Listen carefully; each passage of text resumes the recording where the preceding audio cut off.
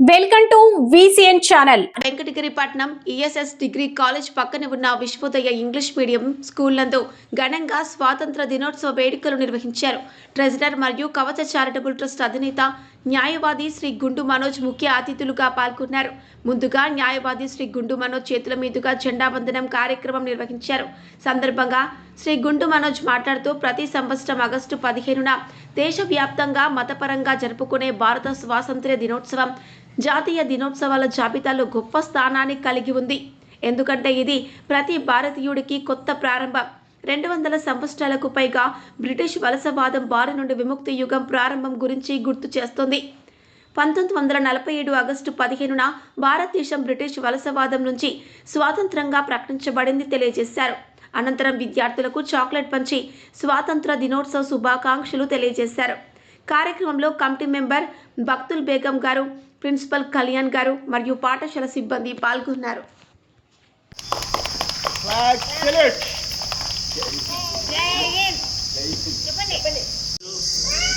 79వ స్వాతంత్ర దినోత్సవం సందర్భంగా ESS విశ్వోదయ కళాశాలకు ఇచ్చేసినటువంటి బత్తుల్ బేగం గారికి, కమిటీ మెంబర్ అయినటువంటి బత్తుల్ బేగం గారికి, అలాగే ఇక్కడ ప్రిన్సిపల్గా ఉన్నటువంటి కళ్యాణ్ గారికి, తక్కిన సిబ్బందికి, అందరికీ ఇక్కడ ఉన్నటువంటి విద్యార్థులకు అందరికీ కూడా ఏంటంటే పేరు పేరున 79వ స్వాతంత్ర దినోత్సవ శుభాకాంక్షలు. ముఖ్యంగా మనం తెలుసుకోవాల్సింది చాలా ఉంది. ఈరోజు మనం పీల్చుతున్నటువంటి ఈ స్వేచ్ఛా వాయువులు ఎంతోమంది స్వేదం చిందించి, ఎంతోమంది రక్తం చిందించి వాళ్ళు దారబోసిన దాతృత్వంతో వచ్చిన స్వరాజ్యమే ఈ స్వతంత్రం.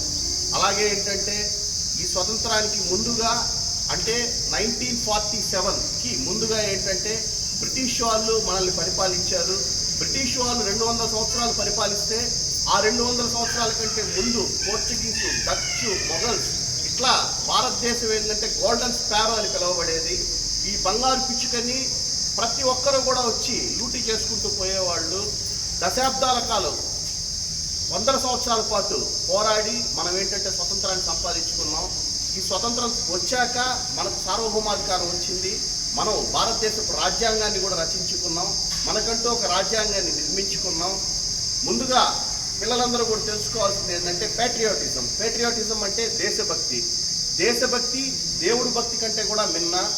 ప్రతి పౌరుడు, ప్రతి భారతదేశ పౌరుడు కూడా ఏంటంటే పేట్రియాటిజంగా ఉండాలి, పేట్రియాటిజం నేర్చుకోవాలి, ప్యాట్రియాటిక్గా ఉండాలి. అంటే ప్యాట్రియాటిక్ అంటే దేశభక్తి భావం. ప్రతి విద్యార్థుల్లో విద్యార్థి దశ నుంచే కూడా ఏంటంటే దేశభక్తి భావాన్ని పెంచుకొని దేశం పట్ల అంకిత భావంతో దేశం మనకేం చేసింది అనేది కాకుండా దేశానికి మనమేం చేసామని ప్రతి ఒక్కరూ ఆలోచించాలి. అదే దశగా ముందుకు అడుగులు వేయాలి. అప్పుడే మన దేశ అభివృద్ధి జరుగుతుంది, పౌర నిర్మాణం జరుగుతుంది.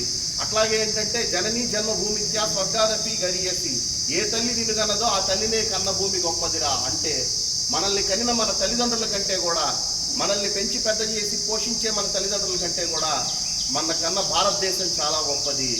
భారతదేశానికి ప్రతి ఒక్క భారత పౌరుడు వినయ విధేయతలతో ఉండి, దేశం పట్ల అంకిత భావంతో ఉండి, అత్యధిక శాతం ఉన్నటువంటి హిందూ, ముస్లిం, క్రిస్టియన్స్ అందరూ కూడా ఏంటంటే సెక్యులర్ భావంతో ముందుకు వెళ్ళి దేశ అభివృద్ధికి తోడ్పడాలని చెప్పి, అలాగే ఏంటంటే ఈ స్వతంత్రానికి మూలమైనటువంటి ఎందరో మహానుభావులు అందరికీ వందనములు. ఇందాక మన కళ్యాణ్ గారు చెప్పినట్టుగా సుభాష్ చంద్రబోస్ గారైతే, అల్లూరి సీతారామరాజు గారైతే, భగత్ సింగ్ గారైతే, ఇట్లా చెప్పుకుంటూ పోతే కొన్ని వందల మంది పేదం రక్తం చిందించి సాధించినటువంటి ఈ స్వరాజ్యాన్ని స్వతంత్ర దినోత్సవం నాడు మనం అందరం కూడా నెమర వేసుకుంటూ ఇటువంటి స్వతంత్ర దినోత్సవాలు మరెన్నో జరుపుకోవాలని మనసావాచ కర్మను ఆశిస్తూ ఆకాంక్షిస్తూ సెలవు తీసుకుంటున్నాను. జై భారత్, జై హింద్.